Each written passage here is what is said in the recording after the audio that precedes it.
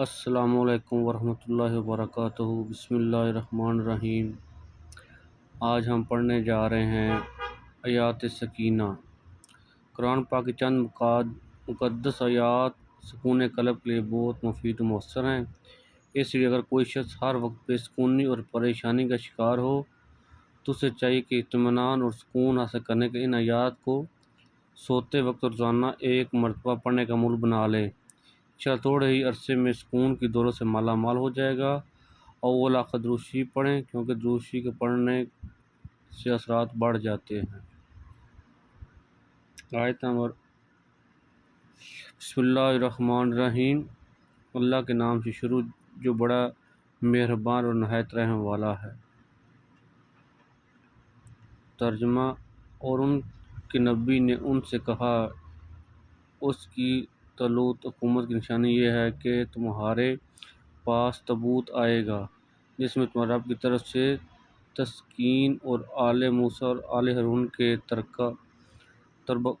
برکات کا بقیہ ہے۔ اس کو فرشتے اٹھائے ہوئے ہیں۔ بے شک اس میں تمہارے لیے ایک نشانی ہے اگر تم مان والے ہو۔ سورۃ البقرہ آیت نمبر 248۔ بسم اللہ الرحمن الرحیم۔ اللہ کے نام سے شروع جو بڑا مہربان اور نہایت رحم والا ہے۔ پھر اللہ نے اپنے رسول پر اور مومنوں پر اپنی تسکین نازل کی، اور اس نے ایسے لشکر نازل کیے جنہیں تم نہیں دیکھتے تھے، اور انہوں نے کفر اختیار کیا اور ان کو عذاب دیا، اور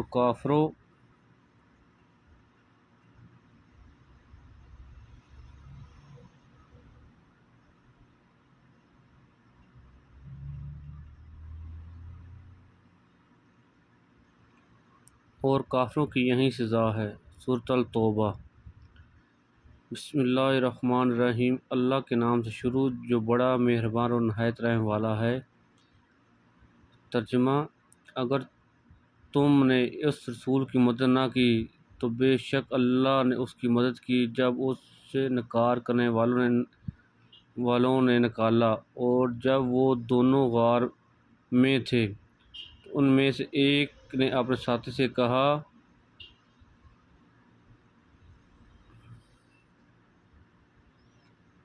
محزون نہ ہو، بے شک اللہ ہمارے ساتھ ہے۔ پس اللہ نے ان پر اپنی تسکین نازل کی اور اس کی مدد کی، ایسے لشکروں کے ساتھ کی جنہیں تم نہیں دیکھ سکتے تھے۔